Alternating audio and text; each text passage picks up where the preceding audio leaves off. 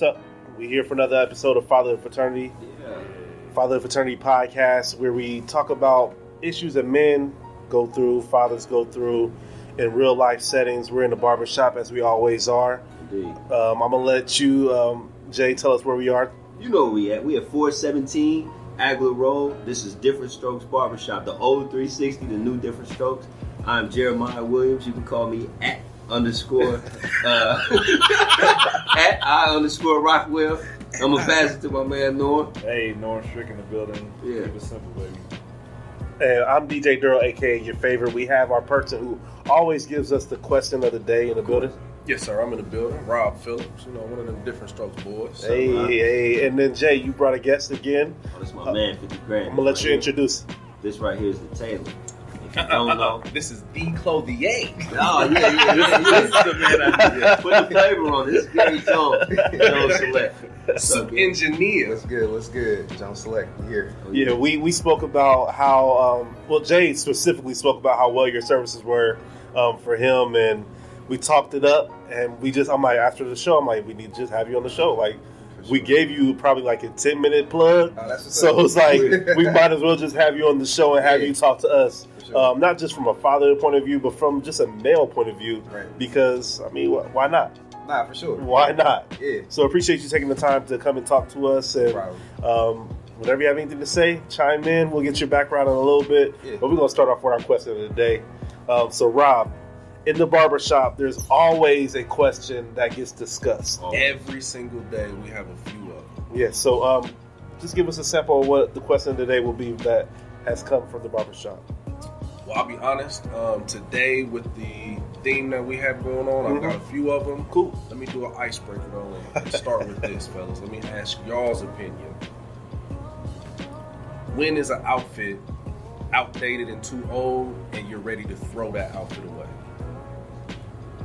Norm, since he just handed you the mic, let's start with you. Well, I get busy, when it comes to the fits. I've always been somebody that enjoyed dressing, and I was the guy that wore a suit to after prom at 18. Everybody else was wearing tall tees. I was like, for real, I was suited. Yeah. That's how my dad is.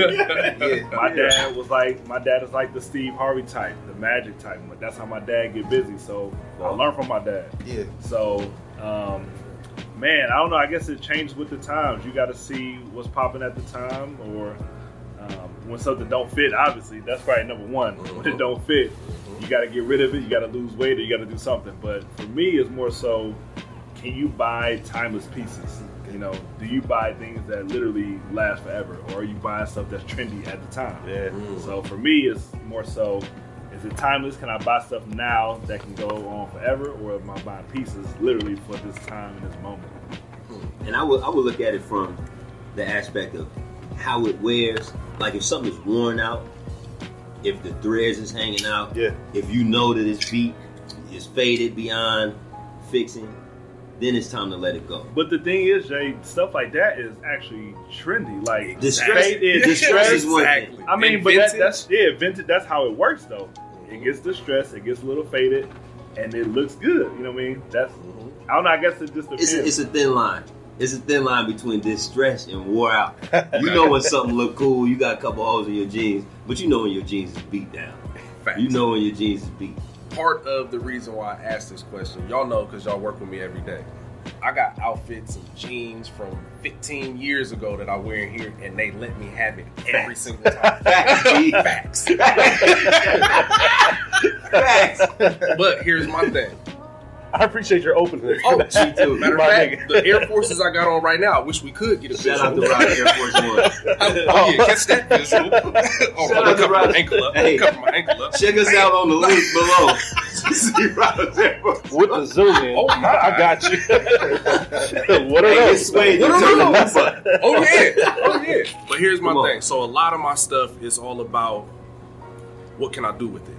So I had 40 acres of land. I'm out there, got a whole bunch of dogs. I'm in the yard taking care of dogs and stuff. Right. So these came in handy for stuff like that. But when I'm coming in here cutting hair, I don't want to have to go home and blow dry hair out of my Jordans and all of that stuff. Don't want to do that. So I'm glad that I've kept all of my old clothes so I can come cut hair in them and it's not an issue.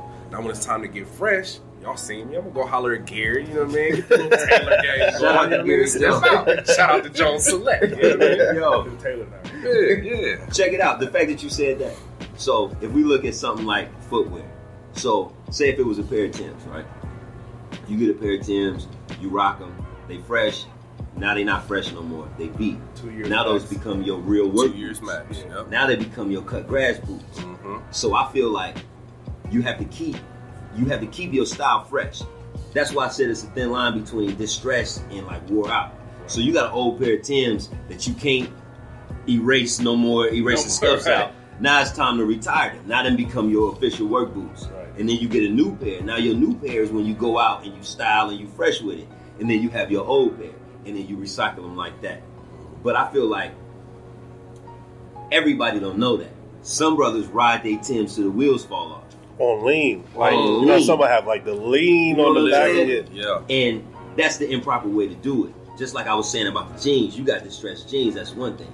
But when your jeans is beat up, you have to know when to let them go. You have to know when to turn them into shorts. Or however you get down. Shout out to AR. You gotta know when to let them go.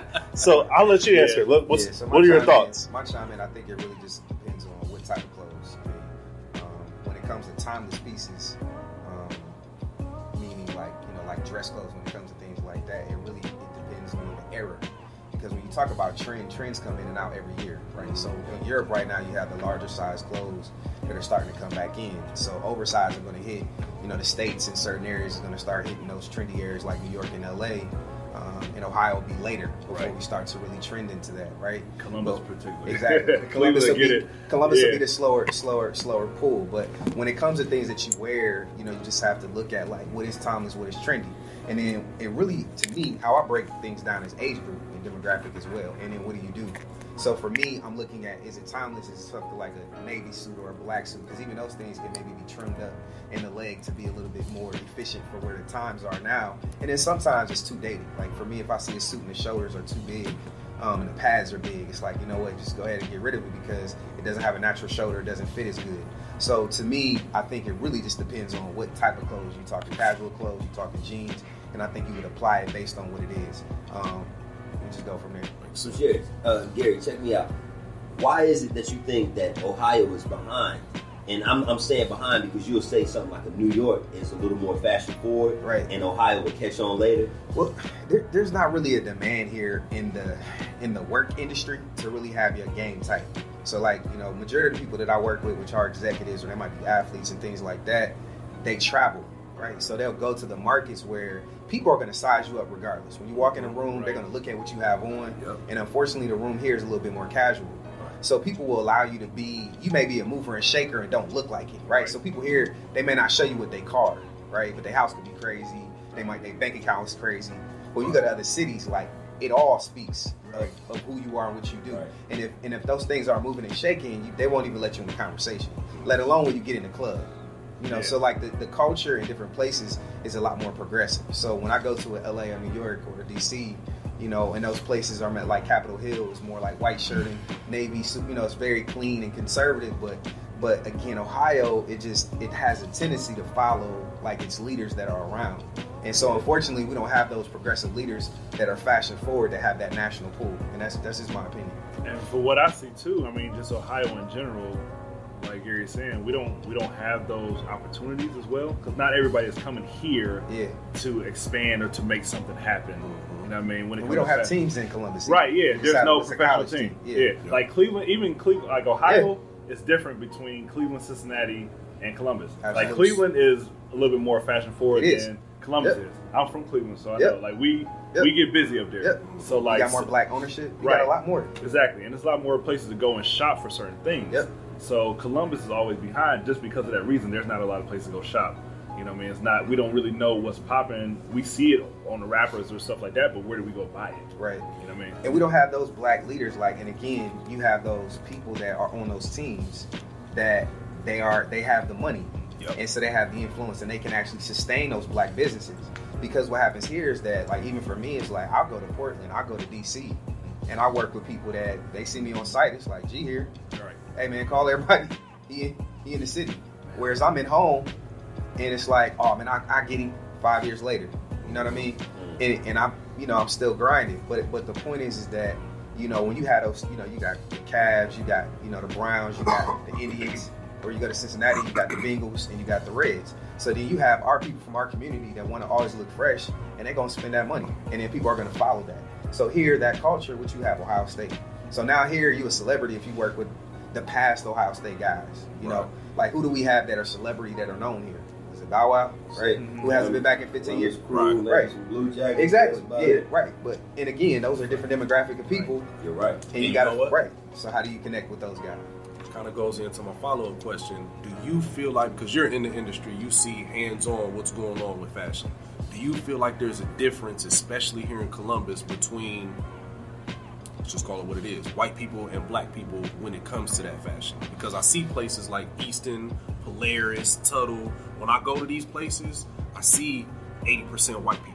Yeah. You know what I mean? It's like a sprinkle of us, and we're really there just to be kicking. You know what I mean? Like, we don't really go there to shop. Well, the thing about, like, malls, and I go to malls in whatever major city I go to, and, I mean, it's a business. So they'll put things on the floor based on the commerce that's taking place. Right. So you can tell if they're progressive or not. So you go to the mall and see the floor and everything's super basic, like Bobby Basic stuff, like, oh, okay, it's blue collar. You go to places like Phoenix or LA, you'll see, like, dang, like Tom Ford in here. Or, Neiman Marcus, you go to different places like that and you have so many more options. So for us, you have like this, it's very conservative to some degree. You might have one or two pieces that you can get, but it's because people aren't buying them here. So, there is a difference in the business market. Now, I'll say this. There's a universal approach to business to some degree, depending on what market you're in. Guys that are in IT, they have a little bit more casual approach to life. They're progressive, the Google guys, the Amazon guys. And in some of those other markets, they're a little different. Banking is different. Being a lawyer is still more traditional. Wealth managers are pretty much the same across the board. So there's a universal language to clothing that you can walk in a room and be, a little bit more effective in your communication before you talk. So I would say that there's essentials that you have to have if you're doing business in these segments of the world, period. Okay. Because they see you, they get it, and they like, okay, here, let's get to the part where we going, exchange our intellect and go from there. Right. But what I tend to do, just to answer the question a little bit more, is that because our community has been attached to churches and pimps and all this other stuff, that we don't always have a great understanding of real wardrobe or style or timeless pieces. We don't have that. Right. So I do a ton of education on fabric, quality, cut, and to say, look, this is what you need. Don't go in there trying to be the super fitted type of experience, because that's really for like your casual. It's not really for your work environment, because you don't want to be distracting when you walk into work. You want to handle business, so you want people to respect you. So how do you cross that line? By one, addressing like your physique, right? How do you fit? Do I have wider show? How do I address these things? Just like if you think about a woman, she goes to work, you don't want it to be too tight because she's going to distract you. Like, all you're going to do is look at her all day. Right. So especially for black men, we have to be conscious when you're in those corporate environments, because people are intimidated already. So how can I go in there and be able to, you're going to get intimidated, that's your problem. Right. But I'm going to be on my game, and you're going to have to check for me, right? So anyway, that's my 2 cents on that. I mean, I think that's correct. What you brought up was cover really all bases. I think to go back to what you were saying with the black and the white community, the differences, what you kind of touched on before was the influence and who you're around and your industry. Does our industry reflect that need, per se, for the most part, on what we're trying to do to be dressed up that way and to have those clothes?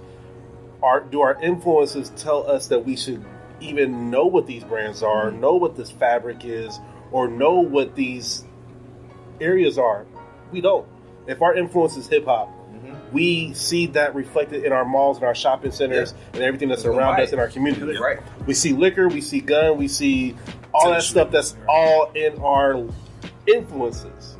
We're not influenced yet as a whole by ownership or entrepreneurship or business meetings. We don't see the person who's in a business meeting as a guy to be the man that you should follow. Excellent. We see that as almost as somebody like an anomaly. Yeah. We see that as somebody that just happened to make it. Right. So that's not our biggest influence. That's not our mental economy to be able to look for that. So it's not in our grasp all the time. Something that we struggle with too as a black community is we see, like you said, the rappers or celebrities wearing the attire of, or the designers of white people. Ralph Lauren, white. Yep. Gucci, white. Tom Ford, white. I mean, just All of Coco it. Chanel, like all this stuff that we want as far as designer is all white. But if we was able to tap in as a black community and start supporting our black businesses or black designers, like right now, I mean, Joe Freshgoods, he out there just really doing his thing out there. Like, if we had celebrities that actually wanted to wear what black people produce, Right. it'd change the whole dynamic of that. Right. You know what I mean? We're looking at, you know, Fendi prints because Fendi's popular right now. Yeah. You know what I mean? We're looking at Gucci because all the rappers wearing Gucci right now. Dog, I was And we walking hit. through Macy's, and it's like Tommy Hilfiger and came back around. Oh, yeah. Tommy never left. If you know style, Tommy ain't never left.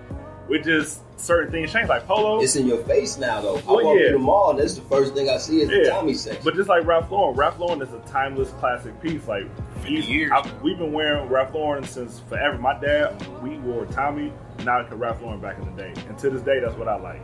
But it's just, that's what we saw, and that's what we see other people wearing. That's what we want to wear. But we don't have that black influence on the designer side. No, I agree. You know? I mean, I think the thing is that we haven't really taken the time to really be intentional at thinking about why did those brands get there, right? And how did they get their positioning? And there's things that if you look back in history, like even if we talk about ready-to-wear garments, because you know my thing is really more or less on the suit side than it is the casual. But like, you know, your Brooks Brothers, your Men's Warehouse, Joseph A. Bank. So listen, all of that stuff happened like around the World War II when we went away from doing more of the custom aspect, which most people did early before that because of the war. It's cheaper garments. So you get these low-end products that are really, they're really made to be wore out. I mean, that's why you get 10 for 20. You know what I'm saying? $20, you get 40, 10 suits. Like, Right. bro, that's the regular price, just so you know. Like, but I say that to say those industries, they were created for high volume. They weren't created for really quality, to have a good fit, to have long term, to, you know. So again, it's like if we were intentional about paying attention to the things that we need in our community and supporting the black owns, you know, out of Cincinnati, you know, people like that, or the Dame Sheps from Columbus, Ohio, you know, doing his thing, and you know, so many other people that, you know, there's a Kanisha Cole. She's from Columbus, like Akili. Like, there's a bunch of people that are from here that really have reputable, dope brands that I feel like, man, they can compete with anybody. But the problem is people look beyond it. And so if we would just pay attention long enough to say, look, man, point people their direction, and say, look, man, check them out. They're actually super dope. They have a quality product, and, you know, put them on. That's why Columbus, unfortunately, I feel like it's something that happens here, is that we don't really champion our champions, you know. But let's shatter that. Let's shatter that today. Like, those are the people, those are the brands that I would like to wear. As he was talking about how his family grows up and they only wear Ralph Lauren. And I think about Carcanai. I remember Carcanai was the biggest thing in the world. Like, I got pictures where my whole family got on Carcanai because he's black. Because we identify with, it's the culture, it's everything. Carcanai was the biggest thing in my household before Ralph Lauren. And that's the way that I was brought up. I was brought up to support my own people. Soon as I met you, I'm telling you, soon as I met you, Gary, it was like, man, please, I'm going to go get a suit. Let me save my money up and get a suit, because not only do I want to support black business, but I would like to have a garment from Gary Jones. You know what I'm saying? Right. Like, that means something to me. Black barbershop, right? I want to go to the shop to get my hair cut because that means something to me. It's personal to me. I love to support my people. And I feel like my people love to support their people. But we just don't know where to go. We trying to find something. We run over to Eastern Mall. We run over to Tuttle. We just trying to find something quick to put on. And we ended up going to our favorites, our go-tos. There's no place where we can go and buy a Gary Jones select suit. No, I mean, there is. And that's kind of what I was just going to touch on. I feel like the major difference, when I asked that question, the difference between black and white people when it comes to fashion, that's one of those major differences. They'll support their own. They'll spread the word about their own. That's one thing in our community we don't do enough of. Jay can vouch for it because as soon as we linked up with you, it was literally like, oh, we're in a race to see who's going to get that Jones Select suit first. Let's do it. You know what I mean? But seriously. That's dope. Everybody in here will tell you, like, we literally had it out for 2 weeks straight in the shop. Oh, you know, I'm going to get fitted before you. You know what I mean? And it was literally that race to see who's going to get that Jones Select first. You know what I mean? But I'll be honest. You just named 4 or 5 names. I might have heard of one of them. Yeah. You know what I mean? And they're of course they're I know, right here. because, Yeah, of course you would know. Yeah. But outside of you, outside of your industry, we haven't heard of those names. You know what I mean? And they're right here. That's part of the problem I feel when part it comes of it, well, to I heard black through fashion. the grapevine on several occasions that Jay-Z and Diddy actually coming out with an app for black entrepreneurs to connect people to us all over the world, all over the country. That's in the progress right now. And then also, you know, I will say this because I've had a conversation with one of my friends actually a few days ago, and it was just, I mean, we was beefing lightweight, but it was just like, well, I don't lose black people because woo. And I'm like, here's my thing, like, you're gonna have different experience with black business owners because we're first generation business owners sometimes, and so our obstacles are different. You may not be able to get things like, oh, I need it today. Well, look, bruh, how our business set up, we don't have Triple X right now because one, they sold out, and two, it take a couple days. You know what I mean? So it's like you have to be in a state of mind where you understand. It's like, and it's not that you want people to do bad business. And it's not about bad business. It's just about understanding the situation. That, like, I don't have unlimited resources. This is not a third generation business that's been started from my grandma and them. This is me. Right. So, you're the first one. Hey, I'm first. I'm figuring this out. And even if I do have it figured out, my challenges are different than my counterparts. You know, like, even if I look at my counterparts that go in the same locker rooms that I can barely get to, they are a time and a half more than me. All of them. And I can't name one of them better than me. And I'm not being arrogant. I'm just like, I do this. Say that. Yeah, say what do you it. mean that? Say that. Put that out. But the thing, that's what like Deontay, shout out to Soul Classic, Deontay, the whole crew. Say that then. Shout out to them, man, because Shout out to Kings Road. Yeah, Kings Road, because he had those challenges too, where it's like, we want to support black businesses, but like he said, he was like, you know, I can't give a discount for everything. no. Like, that's the thing. Like, too many people are looking for the discount as soon as stuff drops. Right. It's like, Need if you want to support at full price. You know, things may go on sale, yeah, but support at full price if you got to support at full price. Yeah. That's what you got to do. Because the thing is, and I get in these conversations all the time, is like people want the homie hookups, right? And it's like, do I go to your job and ask you to take a pay cut? No. That's the thing. Hey, so, hey, man, your cut is what, 20, 25? Hey, man, do it for 10. Right, yeah. Do it for 10. Like, 10? 10 for what? So I think the hardest part is, like, as much as we spend everywhere else and don't think about it, you go to Louis, if you want them hot shoes, you're going to drop that stack for it. So, like, bro, when you come see me, it's crazy what I have to go through. I don't even like to drop every name that I done work with. You feel me? Because it's not important to me. Right. You know what I mean? Like, it is what it is. You come see me, it's all good. I mean, you can drop a couple names I for don't- the podcast. One time to the For the podcast. You know, drop a couple of I'm intrigued. A couple guys, you know what I'm saying? You might know them, you know. You might not, I don't know. I might know. Oh, But shit. nah, man, like, but with those experiences, like, I always have to bring that to the table, you know, like, and one of the most important guys, like, I'll say something, I love executive guys. Like, I've been working with a guy named, actually Jerry Rebish, who's Jerry Rebish's son, who's an executive at Cardinal Health, as well as, like, Terrence Williams, who's, you know, second in charge at Nationwide for the whole country. Like, those guys are, you know, probably top tier black professionals, you know what I mean? And the list goes on, you know, of those guys. And then some athlete sizes like, you know, like Evan Turner or Jared Sullinger just did his wedding, did some stuff with Trey Bird. Who's the Brandon homie for the Phillips. Red Sox? Brandon Phillips. So Brandon Phillips worked with the Reds, and he went to the Red Sox. A guy named Eric Hosmer, who's playing for the Royals. I actually did jackets for the Rawlings, the vice president for the Rawlings, Ozzie Whitfield, D. Whitfield. So it was, I mean, a bunch of guys that are like in that. There's some stuff for Beanie, you know, D. Miller, some of the local guys, Tito Paul. You know, a lot of those type of guys that I had the opportunity to work with. I actually just sent a piece out for Michael Beasley a couple days ago.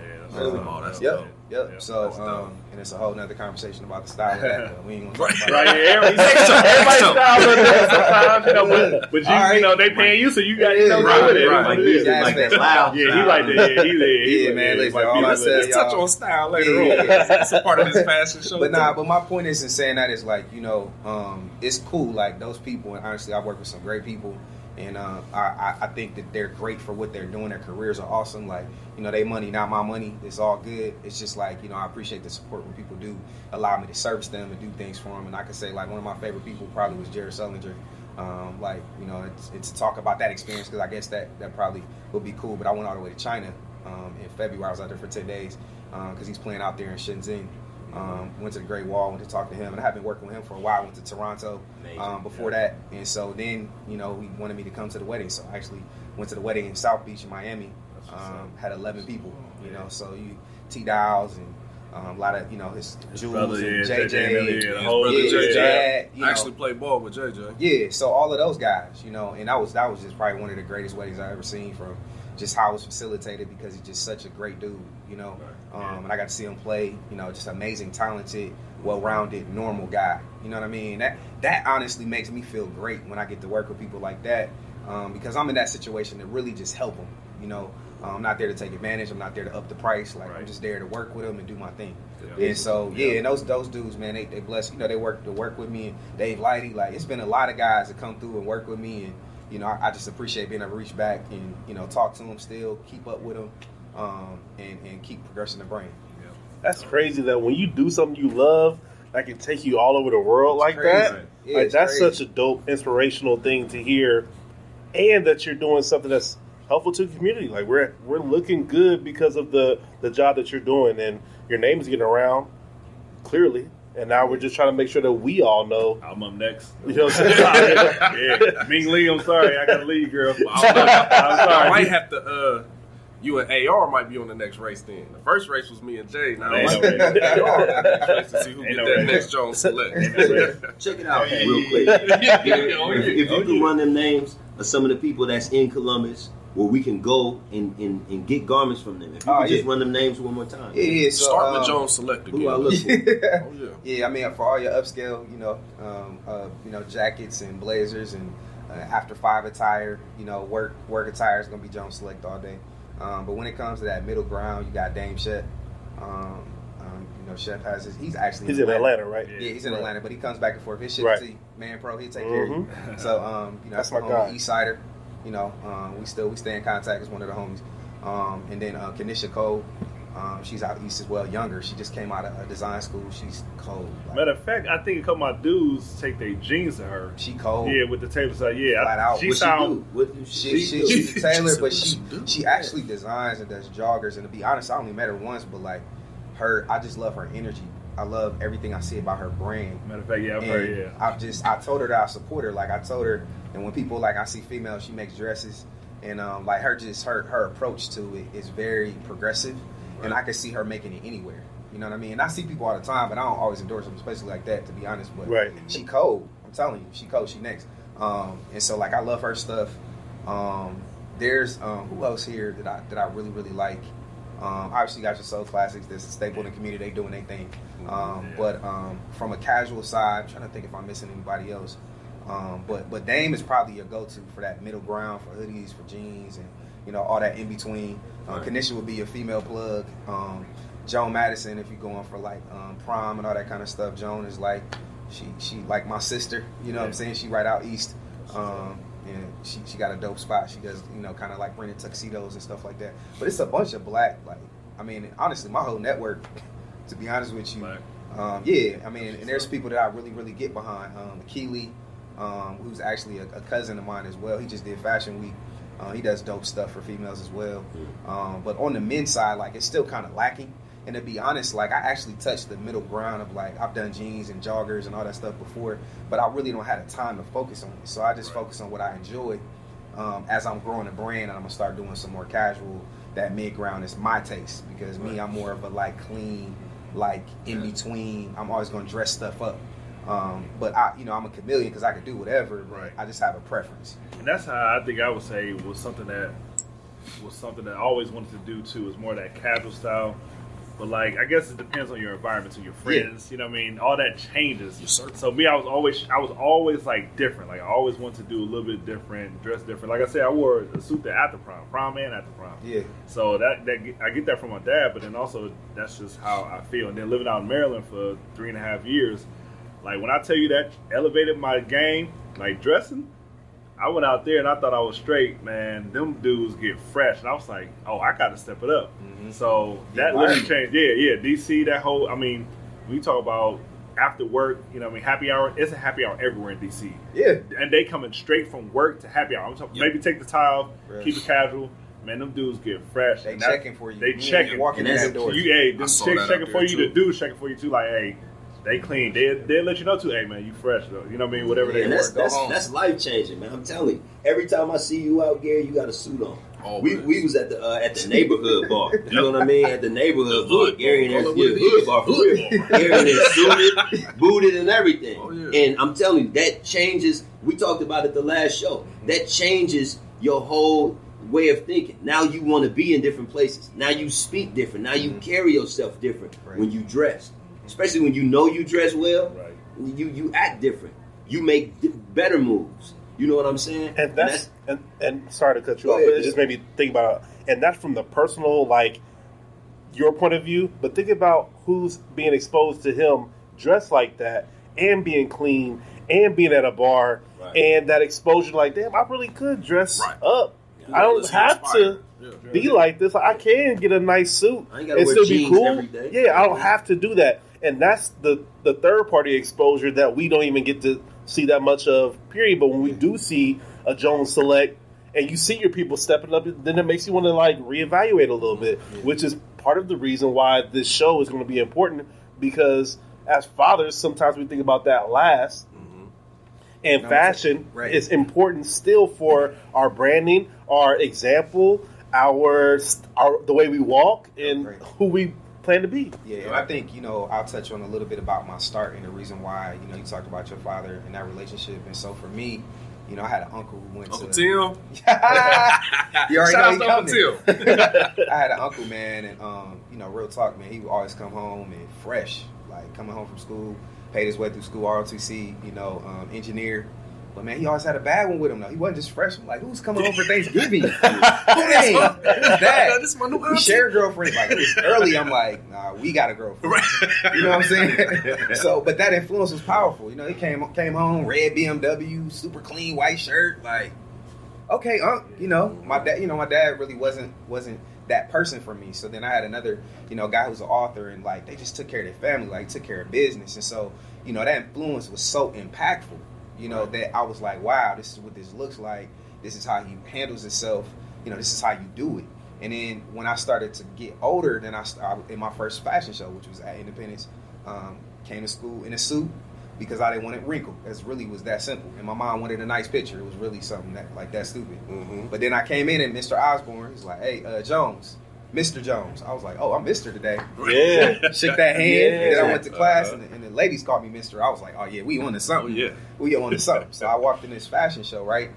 And they asked me to be in a fashion show. So I walked in the fashion show, gave out these tickets with my name on it. And when I came out, I heard all the ladies again. I'm like, yo, they really feeling it. And then, so when I went to redeem to see what I won, because basically it was like you get a percentage off, he gave me a free suit. He's like, I've never had this many people come in. So I started really thinking about what does it mean to come in and impact, wow. and be able to get that type of control in the room. Like, the most important person talk to me, and the ladies. Like, I mean, that's all I need in this world, right? Mm-hmm. Important people and some women. That's it. Especially at that age. That's 17. Like, what? I'm 17. Things change when the women. What else we doing? So exactly. So I say that to say, like, and I'll fast forward the tape. Like, so I was working with a couple master tailors, one out of LA, the other one out of DC, before I started my own for about 5 or 6 years. And I wanted to do more progressive, like, type of attire, and they really weren't with it. Like, I wanted to be more trendy, and it's like, I want to be more classy. And so we were having a clash of, like, what that looks like. So then I had my son is now 9, he'll be 10 in February. And so I'm like, well, listen, my son he's about to be born, and I'm gonna have to tell him to go after his dream. I'm going to tell him, or am I going to show him? And it was that simple. Wow. I worked a 3rd shift job, doing what I had to do. You preaching right now. Nah, you just struck me real quick. You know what I'm saying? Like, this is really what got me together. I'm like, man, I knew what my dad did. I knew what my family did. They tradesmen. But it's like, they didn't really pass that over to me. So I said, I'm a be about it type dude. I grew up in East Haven and Southfield in the Brook. Like, and my whole family, friends that strappers, cousins strappers, all of that. But it was like, it was a different life for me. And I knew I didn't want him to follow that path. So I worked that 3rd shift job, got up, put that shirt on with the Panera bread, shaking hands and kissing babies. You know what I mean? Did my first show and got invited to my first show after my first wedding, which was, Warren's wedding. Yep. So I did his wedding. was there for the opening ceremony to the reception. Look, everything with a card in my hand, talking to everyone. But that suit was cold, I'm gonna tell you. So that suit, I actually asked him for, like, hey man, look man, I know you client, man. Can I hold that for a couple days? You know what I'm saying? That's that minority business owner, man. I need a favor. Right. Sent that suit to Arizona, man. It was ecstatic. Like, I've never seen anything like it. We need you in the show. And then that was my first show, 2011, 90-foot runway, Talking Stick, Arizona. Yeah. You know what I mean? Only black upscale designer. And then from there, it was like, boom. Met Leon Poe, who was NBA champion at the time. Yeah. Mm-hmm. He was actually in Columbus for some basketball stuff, and then he flew to my show. And later ended up getting me in Boston. That's how I met Evan Turner.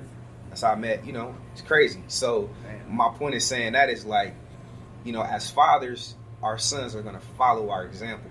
They're not going to do what you say. They're going to do what you do. Daughters too. Yeah. And so for me, it was like little Gary. So now he has such an example. I introduce him to everybody. I let him take the picture because I don't care. I care, but not really. Mm-hmm. I'm like, hey, he was with Eddie George a couple weeks ago. He didn't even know who he was. He in the restaurant. I'm like, bro, look him up, bro. Look, that's where you at.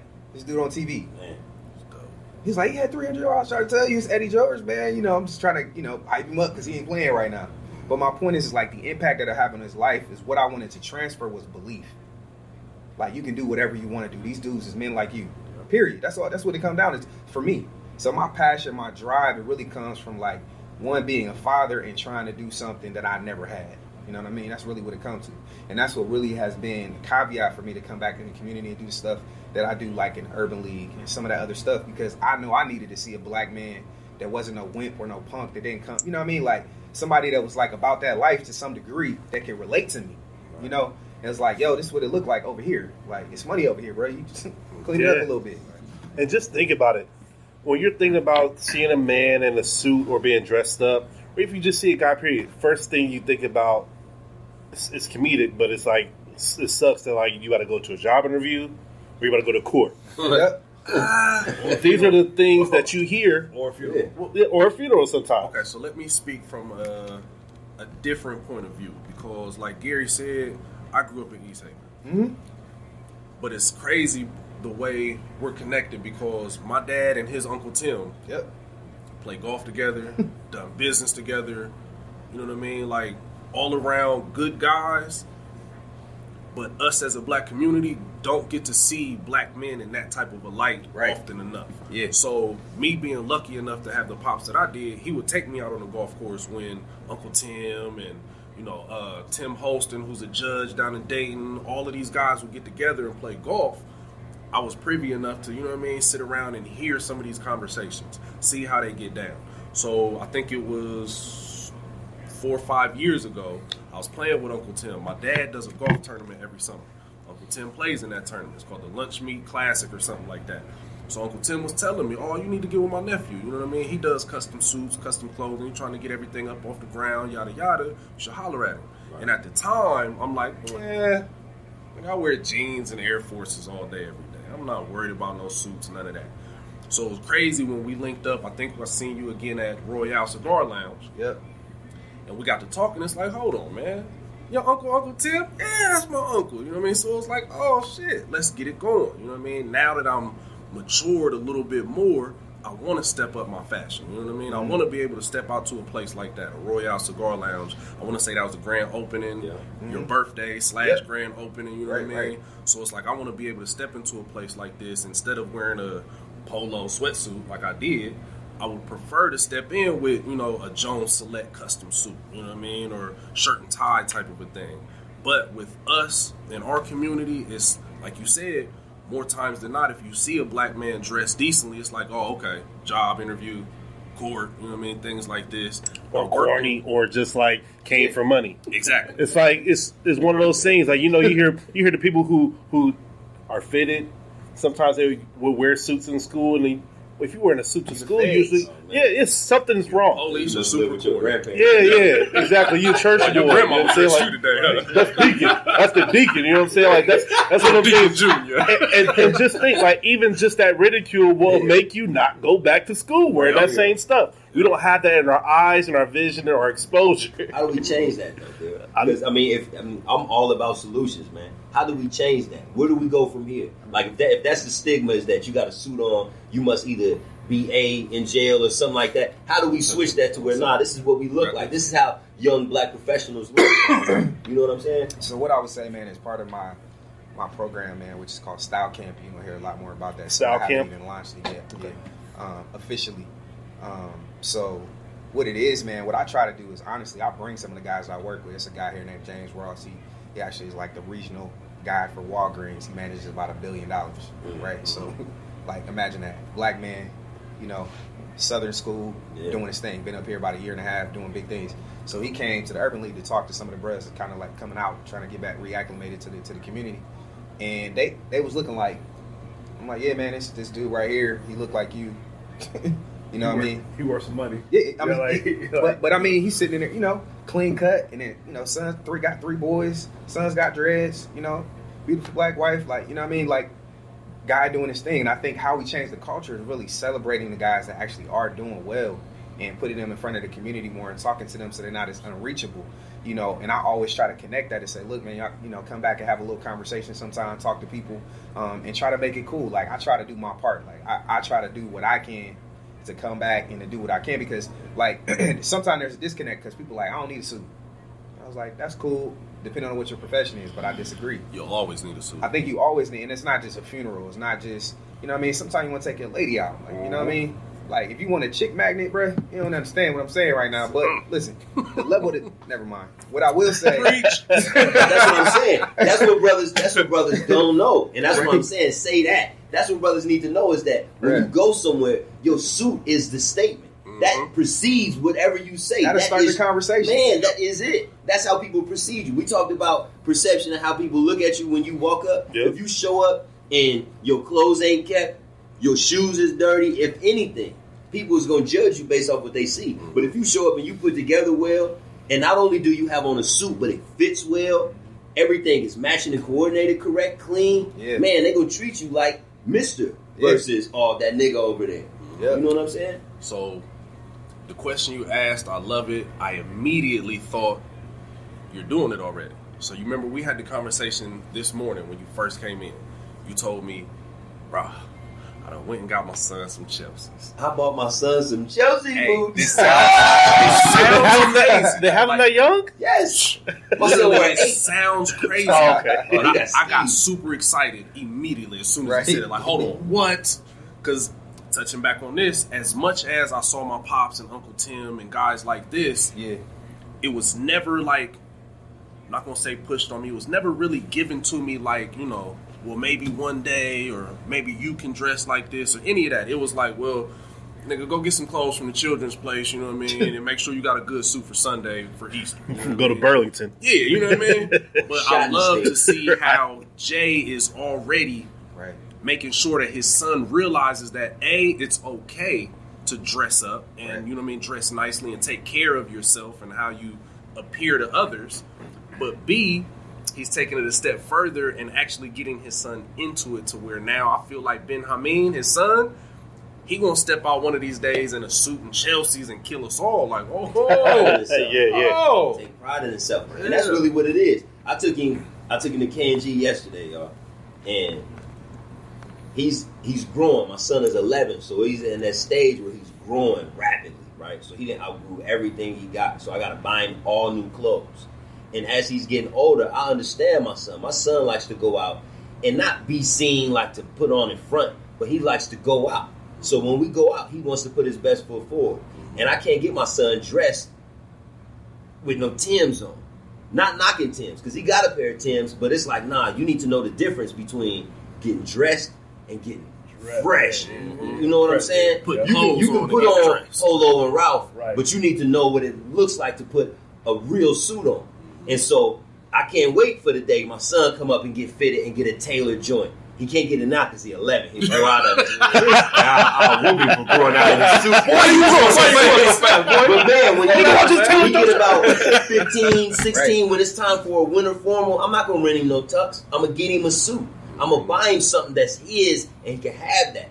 You know what I'm saying? Get him some shoes, a hat, something that he can really own, because I want my son to know what it's like to be that guy, to be that professional man. Right. You know what I'm saying? And I'll say something real quick. So it's funny. I had the same story like with my son. My son is a boy's boy. Like, he in sports all year round. Yep. Baseball, flag football. He in basketball now. So, like, I don't mess with him in clothes. Like, bruh, I already know what you're going to do. Tear it up. Like, what? That's how my So son we had a little piece. He doing like resurrection, going to church with his mom and stuff. And so I'm like, look, I'm gonna mess with you this year. I ain't make. He's like, Dad, I want you to make me something. I'm like, man, look, man, you know we ain't doing that. It's different cloth over here. This real salt right So I was like, let's do something light. I grabbed him a little something light, you know. So I put it on him and I messed with him like, let's do your fitting. Let's put it on real quick. So he put the suit on. He get in the mirror, start. I mean, running his mouth. Like just he was like, oh yeah, I'm looking good. Look, I was like, yeah, right. He was not popping your collar right. So then I turned the camera on. 2 seconds later, like, man, what you talking about? He was like, oh, I know, Dad. I know you think Dad looks good and stuff like this. Listen, hey, confident. I'm fresh. Yeah, he had teeth missing. It's on my YouTube page now. I was like, he was running his mouth like, oh, Dad made this though. It'd be fire. Like, I'm about to be out here killing. I was like, wow, he really. And I'm telling you, he lit up. That do so much for your psyche. Imagine you going to a job interview and you just went on and you went to Walmart, just threw something together. You got a shirt and tie. You're not confident. Your stuff wrinkled. You're not going to get the job, and you know it. You're going to go in there and sit down and just go through the motions. But if you know that you can contribute, you know that you at least look good. You know that you look the part. You're going to go in there with a whole different attitude. You're going to go in there and take that job. You're going to tell them why they need you versus can you hire me? And man, something like that, it happens with me too, because in the banking industry and finance, like, when I get this other branch, I'm going suited every day. Like, that's my plan. Mm-hmm. But, like, when I first started over at Chase, I was going in, I had my, like, wedding suit on. Because I was like, let me just make an impression. And I was wearing this suit, and I'm training. I don't even know nothing. People like, hey, sir, can you help me? Yep. Hey, I'm like, I'm sorry, this is my second day. You look like a boss. Yeah, I look like a boss. And that's how I feel about weddings, man. Weddings is like, for me, that's like fashion week. Yeah. Every wedding, I love getting invited to weddings. I know, me and my wife together, we getting, I'm telling you, every wedding, we come in to kill. I'm telling y'all, people better come with it because the stricters coming in the building. And we killing it. I'm just saying, because that's how I feel. You know what I mean? I make sure stuff fits good. I make sure stuff looks good. But, you know, like I said, I get it from my dad. Even my dad, when he used to go out, I got cousins that's, let's say, about 10 years younger than my dad.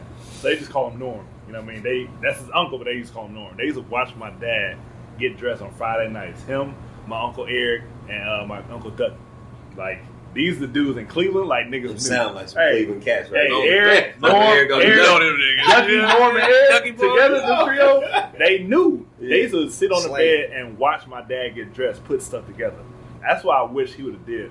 And I feel like once he retired, if I had the money, I would open up something for him because that's his passion. I bought a Coogee sweater from your dad. My dad, my dad Coogee sweaters just for me. For me. I was having Coogee sweaters at what was it? Homecoming stuff when I was in high school. I was Coogee. That's what we did. But you know, I think people really underestimate the power of clothing sometimes. And it's the one, like, you're going to eat every day, you're going to put on clothes. Mm-hmm. So the thing about being a black man, if we just address that, is that we're always going to have our obstacles. It doesn't change everything, right? The only thing you can do is change what you do and how, you know, people going to respond how they respond. Right. But what I notice when I work with guys that are from, like, my neighborhood, our neighborhood, guys that are transitioning, whatever their life is, and when I come in fresh, they look at me a certain way until I open my mouth, like, who's this dude? Woo, woo. Mm-hmm. And then when I get them into the fitting part, and then they put that suit on it, clothing is the one tangible thing that can create momentum for you. It can change how you feel because people start to have that interaction with you that's a little bit different. Especially when you don't have that all the time, right? Like, if you don't get the attention all the time, like, for me, I expect it. It's my job. Like, it ain't a compliment to me. Like, that's what I do. Thank you. Appreciate it. Until you buying something, okay, cool, now you understand. Right? But my point is, like everyone else, it is something that engagement is so powerful. Because say you coming from, hey, used to do this stuff, used to trap or whatever you was doing, you was caught up. And it's like, well, people don't look at me like they look at you. I'm like, bro, you and me the same. They look at me like a criminal. Right. I walk in and people start eyeing they valuables. Yeah, that's because your pants is to your knees, bro, and you look like a music video. Right. You know what I mean? So you look like every stereotype. And it doesn't mean that we shouldn't be allowed. It's a free country. You know what I'm saying? It's a free country. But at the same time, you want people to take you serious. Sometimes you have to, if you want different results, you got to change what you do. And you know what? When I started to change like my attire and, you know, my language, my friends. You know, when I knew my life was really starting to change, I looked at 3 phone calls that I had in a day. And I had to question, like, them dudes, I know they all make heavy 6 figures. They might even be millionaires. I'm like, the last 3 calls, this dude was in Time Magazine. This dude owns a Wendy's. He's a VP. Like, you know what I mean? Yeah. I'm like, you know what? My life is a little different. Mm-hmm. You know what I'm saying? Yeah. And it wasn't a flex, but it's like, yo, this is why your mind is different, because the people I'm around, the conversations that I have, they're progressing at a different rate. And I think that if we get a lot more men just dressing up one day a week and networking, going to a coffee shop, going to a professional networking thing, having a conversation, it would allow us to start to understand that I don't have to down you. I don't have to look down on you. I don't have to, you know what I mean, beef with you because you're doing something different. Like, at the end of the day, it's just about us working together. So, like, you know, I think, you know, again, we can all do our part, man. But, like, you know, that's why I always am so adamant about it. Like, dress up one day a week, man. You know, throw something on and see what happens. You said it.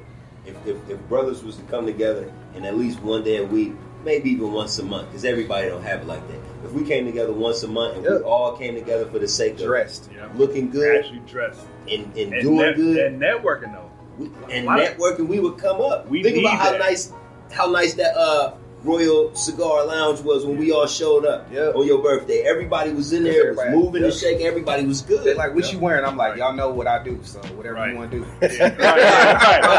On your wedding day, when y'all got married, and we went to Royale, everybody was in there. We was dressed. We moved different. We looked good. We was getting compliments. Me and my wife, we was walking. We got compliments like, man, y'all look good. Where y'all coming from? Yes. People want to know what we doing. Yeah. Versus crossing the street when we walking past. Right.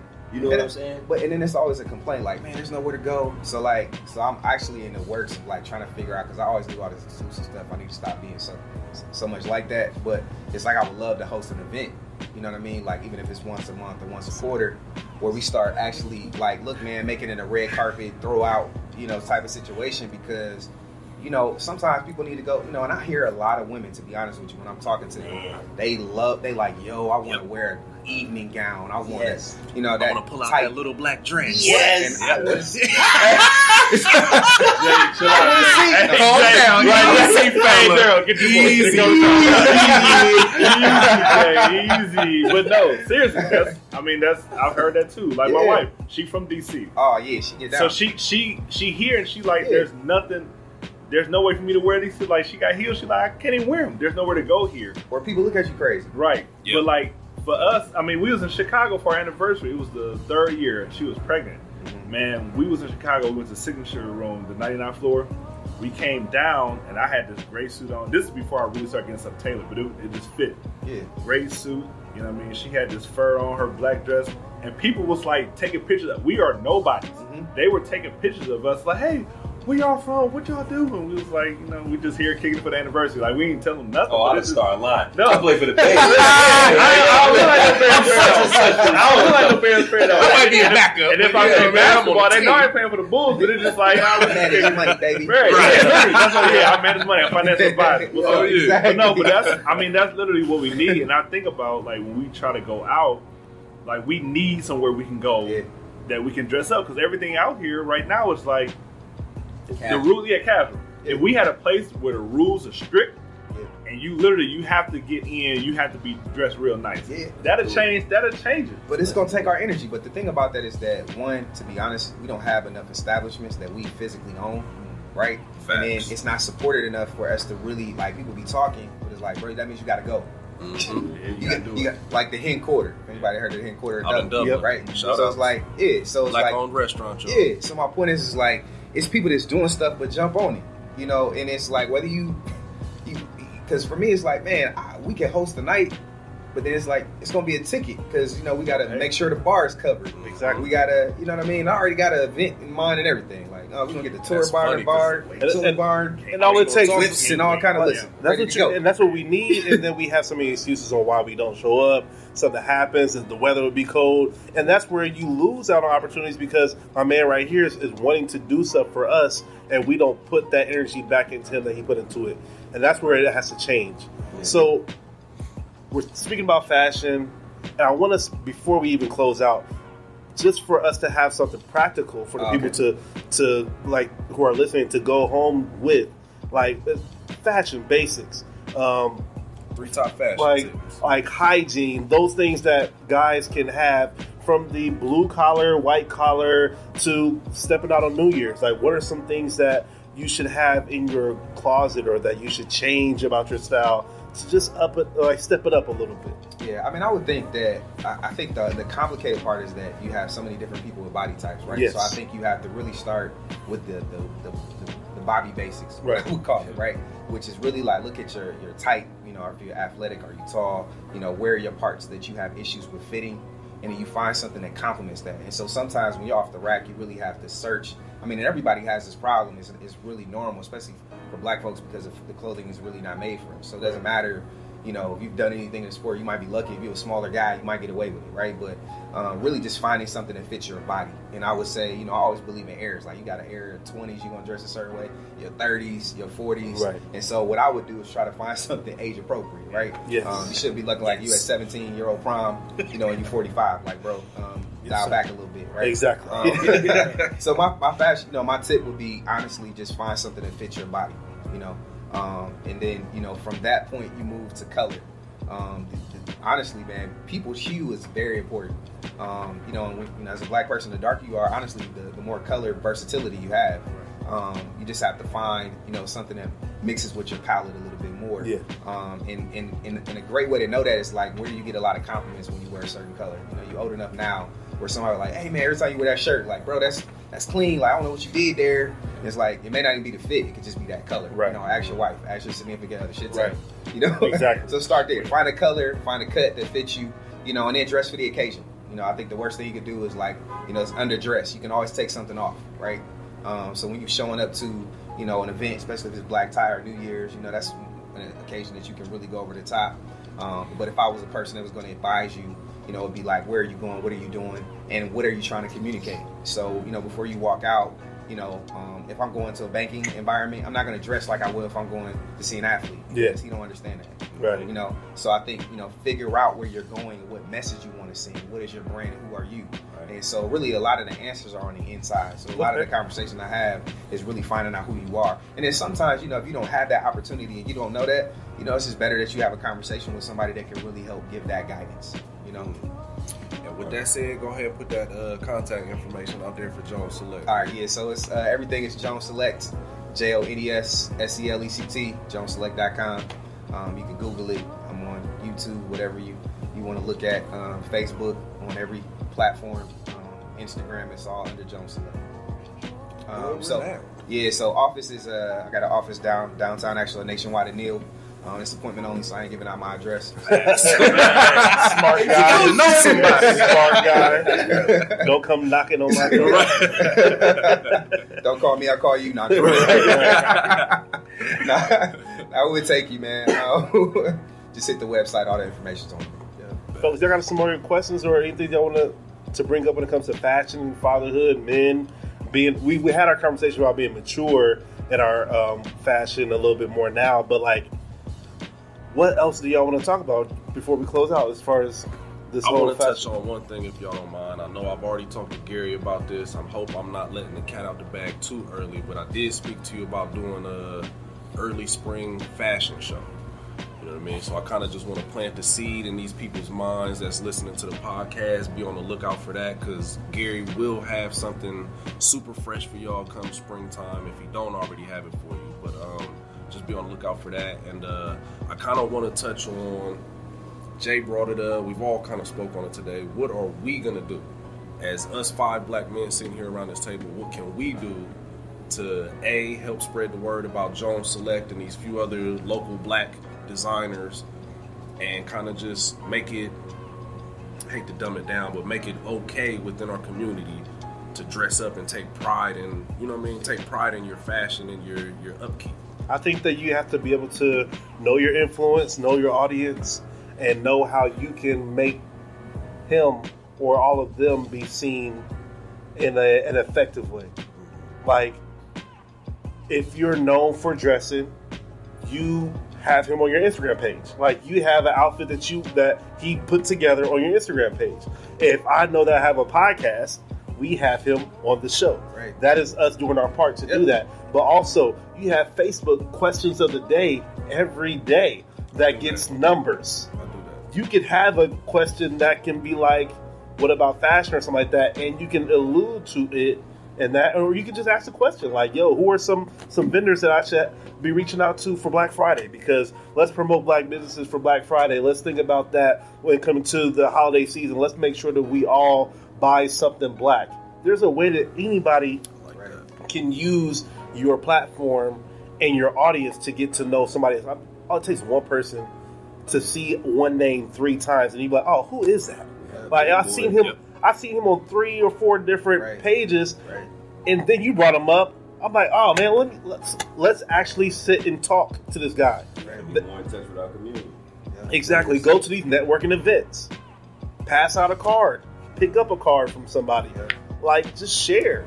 Just know your audience and how it should work. Yeah, and I would say the same thing. I think sharing on Instagram, because a lot of times when you're a business owner, like as weird as it sounds, like some people are okay kind of pushing themselves all crazy, but a lot of people like that are really into their craft, it's harder for them to be really great marketers because you're really into the work. So focused on the work. So like, even for me, like I don't necessarily like I'm not out here every day in every situation taking pictures of what I'm doing because I'm very focused on like, all right, what client am I taking care of? I'm responding to messages. I'm running a business, and so you do so much. And so like you said, posting or even connecting and having a Black Friday, being intentional about Christmas and say, hey, what can I afford? You know, hit Kanisha Cole, hit Dane, you know, hit guys that are around that are local. And, you know, wherever you are, you can patronize or post or, you know, buy it for a friend, even if you don't need it, you know. And just, you know, like I said, that will help progress the brand.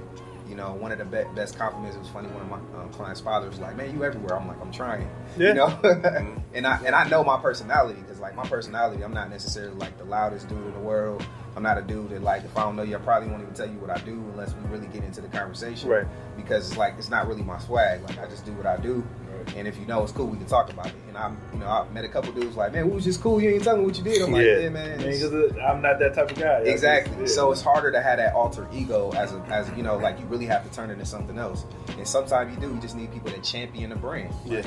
You know, and then people that just put you on. You know, and it just makes things a little bit better. So all of it helps. I'm sure everybody would appreciate it. You know, and we got to do our job as designers or business owners to give you a good product and service you and all of that stuff. And you know, we'll do our best to keep everybody pushing the right way. Jay, what's your thoughts on that question you just asked? How can we make the awareness a little bit better? What can we do to play our part to make sure that these businesses are known? I think, and I'm speaking for the Black community, I think that we have to do the same thing that other communities do. Shout out to my nigga. Chief Boss. Yo. I think that we got to do the same thing that other communities do and purposefully, intentionally circulate our dollar with each other. Like you said, if I got the podcast, if I got the barbershop, if I'm the banker, if I'm the tailor, if you know what I'm saying, let's put the word out amongst each other. Right. Let's support each other on purpose. That way, at the end of the month, then we all are going to migrate and move, and we all going to have a formal function where now you get dressed, you bring your lady out, bring your children out.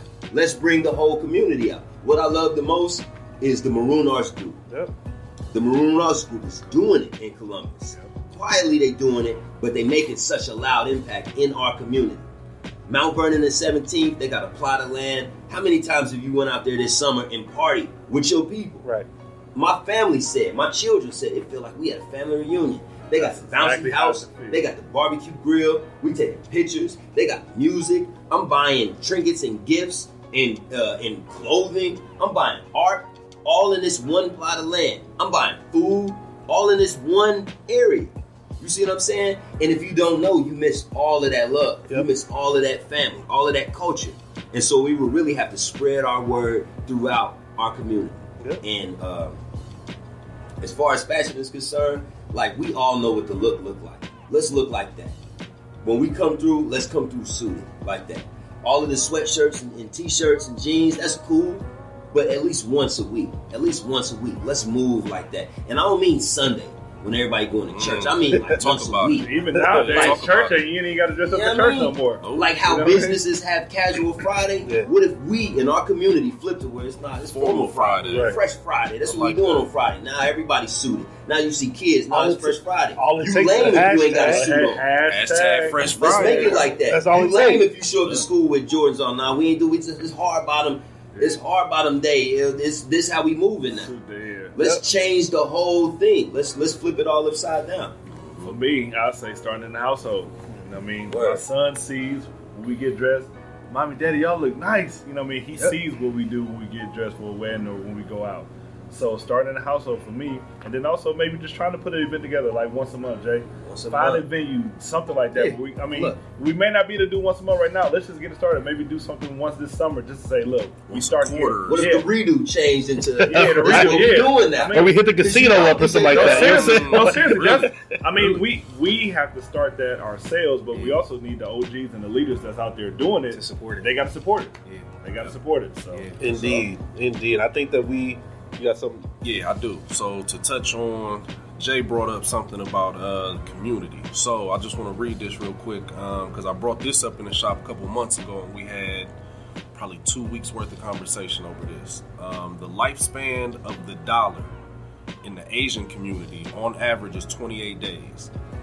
The lifespan of a dollar in the Jewish community on average is 19 days. The lifespan of a dollar in the African American community is approximately 6 hours. Yep. You know what I mean? So that goes to touch on A, we don't have nearly enough businesses that are owned by us. Mm-hmm. And B, we do not support the businesses that we do have. Yeah, indeed. I agree. I was talking to I have a mechanic that I've been working with for a long time.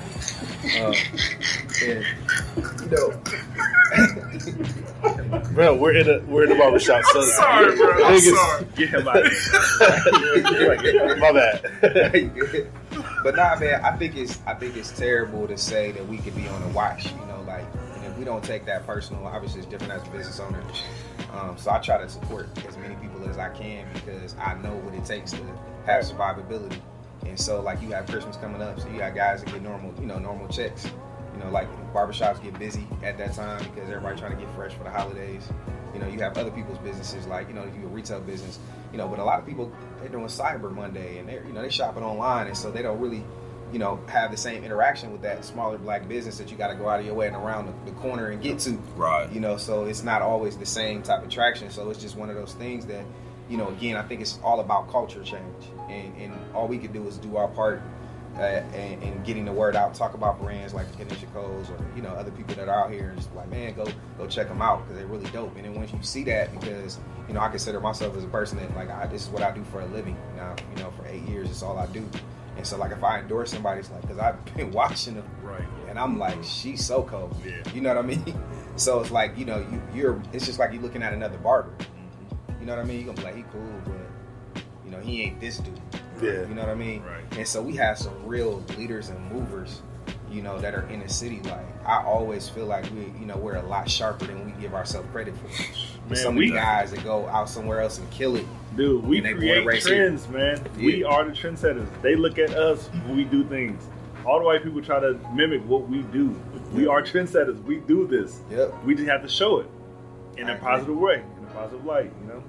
Yep. I think that we've really touched on a lot of stuff, and this, going into this show with no agenda, this has really been barbershop talk.